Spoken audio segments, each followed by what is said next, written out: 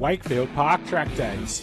These track days provide opportunities for motoring enthusiasts to test the capabilities of their vehicles under controlled conditions on Wakefield Park's track. It's open to all types of cars, and sessions include open wheelers, race cars, street cars, supercarts, and driver training is available. There's heaps of amenities on site for a great day out, and group bookings are available. Head to the Wakefield Park website for more information.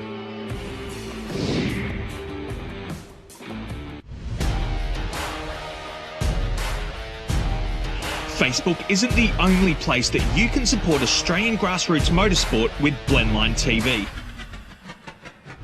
To see more real race cars, more live events, and more of the racing you love, subscribe to the Blendline TV YouTube channel, sign up to our mailing list, or bookmark and subscribe to our website at blendline.tv. Thanks for continuing to support grassroots motorsport with Blendline TV.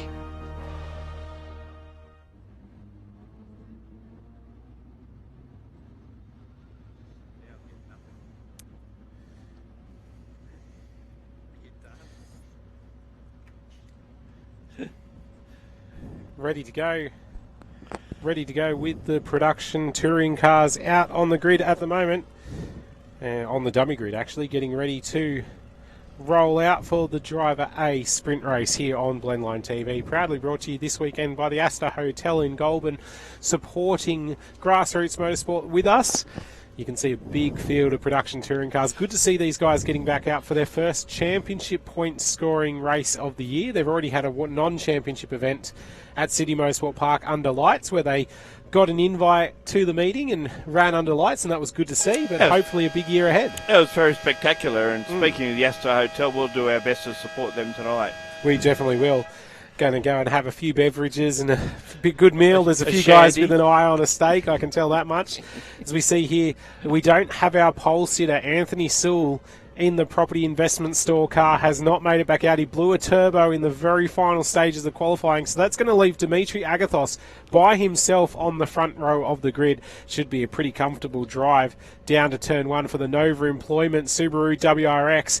Dimitri will look to get away and open up that gap to the rest of the field. There'll be a lot of people watching online who'll be keen to give a cheerio to him. And then this big field in behind, I can see as well, we've got Graham Shaw there, the Zero Tolerance, the 000 Racing team, out there as well. Chris Reeves in the Sirocco this weekend. Got 3 Siroccos in this field, so becoming a popular car, the Volkswagen. There's a Polo as well. Some interesting names in here as well that we'll see over the course of either this race or the next one. Bo Yates, better known for drifting. Yep, he's making it. He won't want to be drifting too much, or else he'll kill the tyres in this category. And seeing Josh Muggleton in the Commodore will be interesting as well. This round, of course, brought to you by Massel.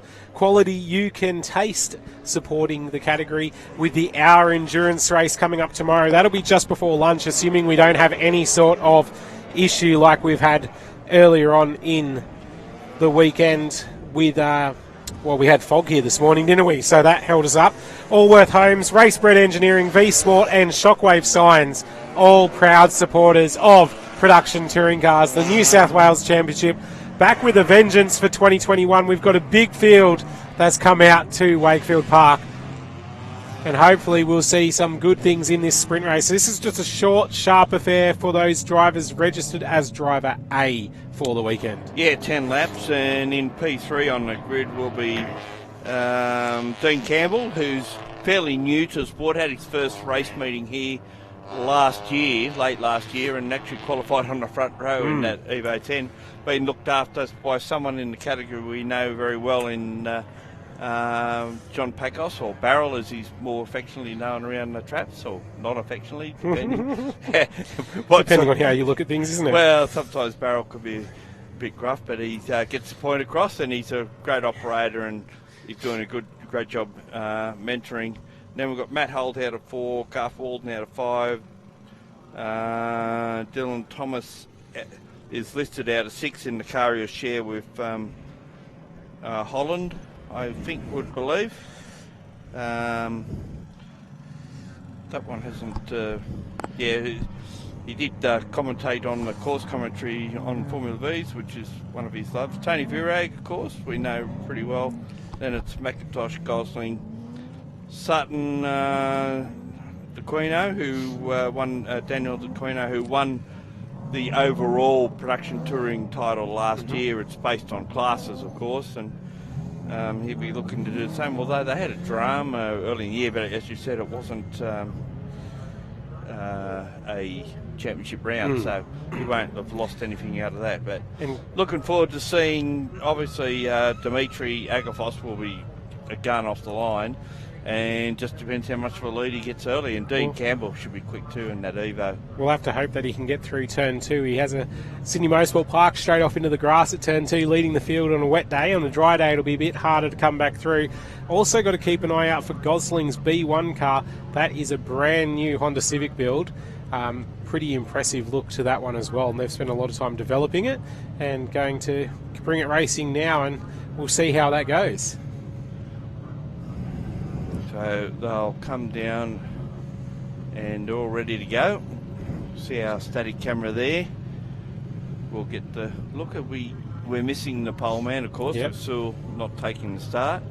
Late afternoon here. We're racing probably 40 minutes later than we should have been with that delay in the morning. We just haven't been able to get the time back with a few incidences on track.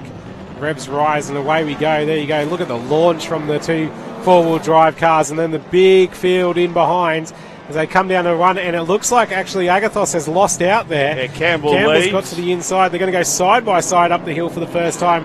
Holt looking to buy in behind as well, and then the rest of this field coming through. And just look at that. Agathos is going to drop to third place. Holt will get round. No, he won't. So the Subaru sitting in second. Campbell now leads. Walden is in behind, having showing the nose at Holt in the early stages. Not quite anything doing there yet. So the top 4 make their way around. It's a little bit of a sort session, the first lap, where everyone's going to sit. Agathos keen to get to the lead if he can. Because I think the Lance has just probably got a little bit more pace when it's out in front. It will be hard to pass, but he's got a run on him out of turn 9, and now moves down towards 10. Can he outbrake Campbell into 10? He does so, and will take the lead away. Holt in behind him, and then of course we got in 4th position there would be Walden, is it? It is. Yep. Because now look at this battle at the front. Campbell's pulled out to try to drive around the outside of him, and he does. Down into turn 1, gets back in front of Agathos. He holds the inside line. Walden's fired it down the inside of Holt. That was a huge move to take the position, and away they go up the hill, and that means Holt loses out to the Subaru of Sutton, who has bored into this one. He's going to try to go around the outside of Walden. They're just in the back of shot, and we'll just see what happens as they come around and over the top of the hill. And no, he's now in behind Walden. So Dimitri Agathos throwing everything he can at Campbell at the moment, and then the rest of the field, by bunching up behind them through turn 1 and 2, opened up this huge moment for overtaking. Well, Campbell's the least experienced of those guys that are up the front there. Sutton, who's always been really good here.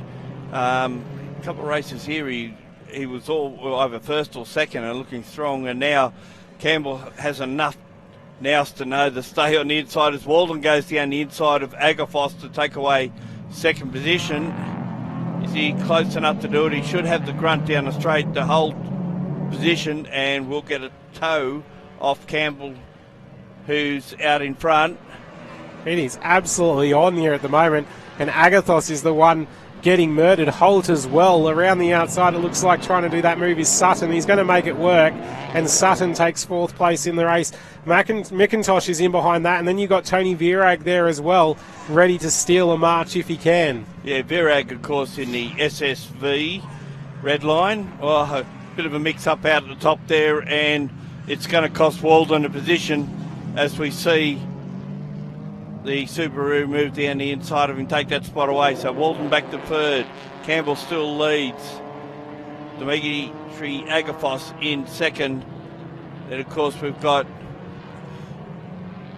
Sutton in 4th, still looking for a way through. Following them would be Holt. Then it's McIntosh, Virag, Chris Reeves, and another of the Siroccos. And Holt trying to get back ahead of Sutton. Can't quite do it as they go through turn 10 and head down the hill on that occasion. As we come down the straight, and you can see Holt looking to the inside now to try to get Sutton. They go side by side down through turn 1. Virag showing it to the inside of McIntosh as well, and McIntosh is going to lose out on the outside in that Volkswagen. So now side by side up the hill, and we've got Virag and McIntosh next to each other. That's a B2 car up against some pretty heavy metal there and doing a pretty good job with it. The BMW's got to the inside of Virag. I think that's Cruiser, is it? It's hard to tell from this angle. Cruiser smashed his way through on Virag there on the run up over the top. Well, Virag lost the position, and now Reeves is in behind him as well. So this is the back half of the top 10 of this field, and they're all over each other like it's a sprint race. Well, it is a sprint race, but you know. Cruiser's been a bit of a find. He raced the first round of the production car series, the national series at Sydney Motorsport Park last year, and almost pulled off a win. Yeah. Here we go. Cruiser is coming out of the final corner now.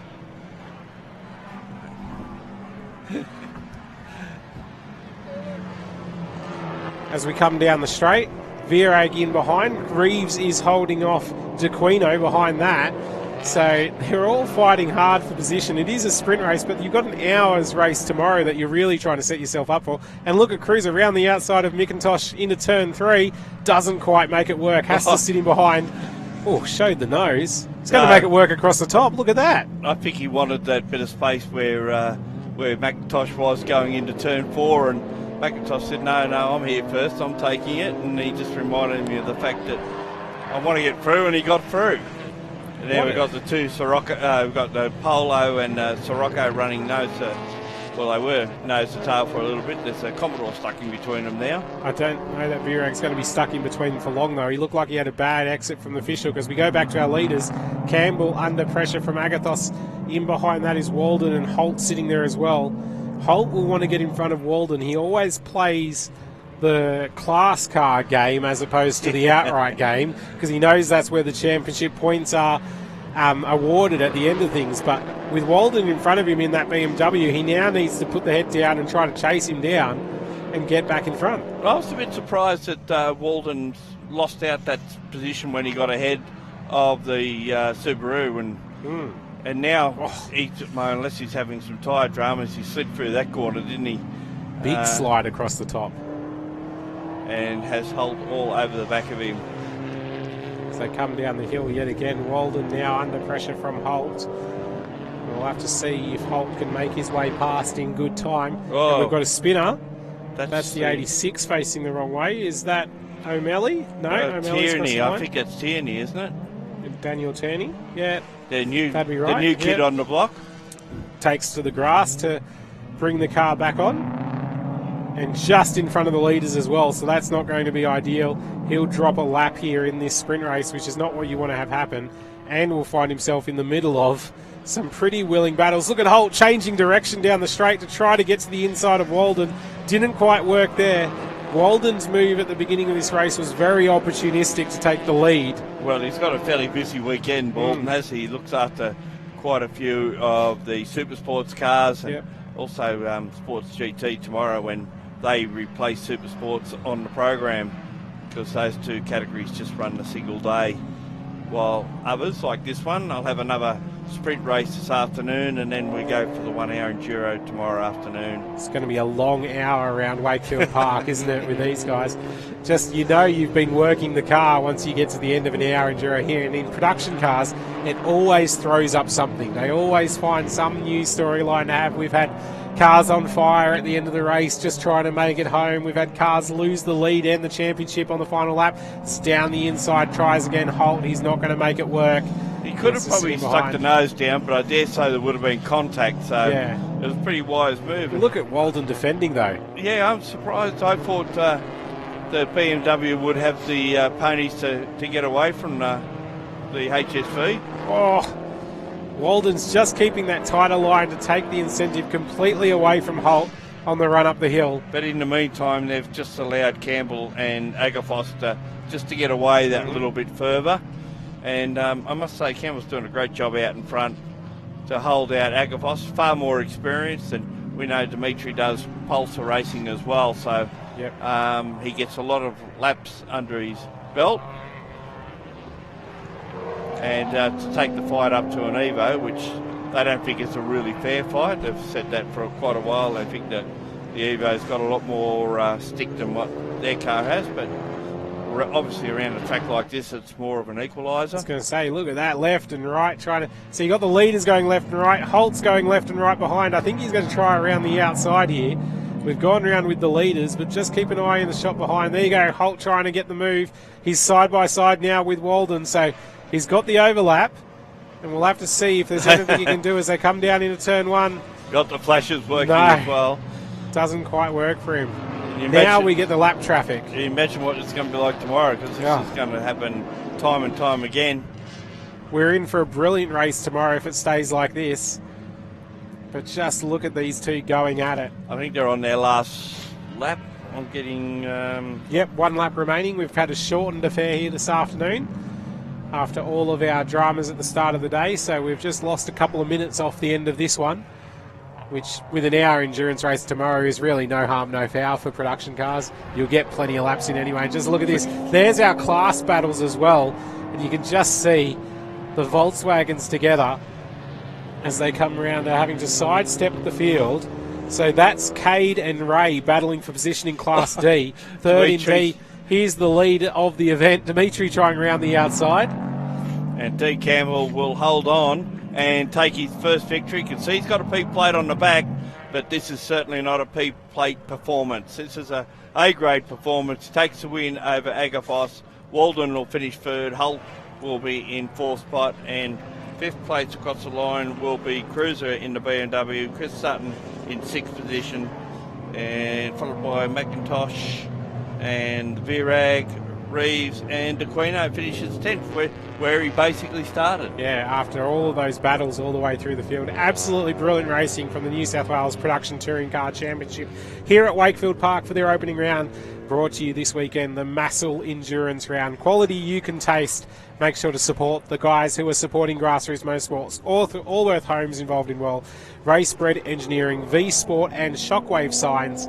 We've got a wrap on our van by Shockwave. They do a brilliant job, Jimmy Vernon and the team, and we appreciate that as well. But hopefully we'll see Jimmy back out here with an Evo later on in the year. We'll have to see what happens with that one. Until we've got coming up another sprint race, Driver B for Production Touring in an hour or so. After that, that'll end our day's proceeding. We hope you've enjoyed it here on Blendline TV. Make sure to stick around for that last race of the day. And until then, bye for now.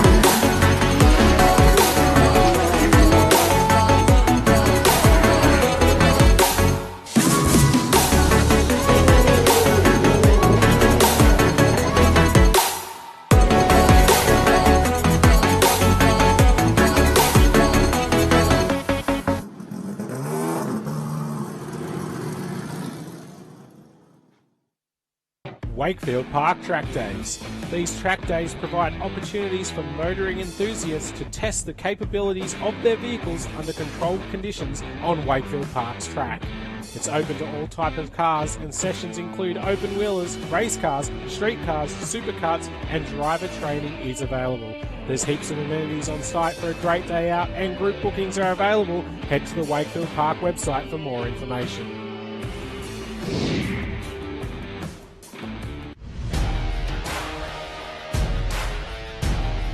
Facebook isn't the only place that you can support Australian grassroots motorsport with Blendline TV. To see more real race cars, more live events, and more of the racing you love, subscribe to the Blendline TV YouTube channel, sign up to our mailing list, or bookmark and subscribe to our website at blendline.tv. Thanks for continuing to support grassroots motorsport with Blendline TV.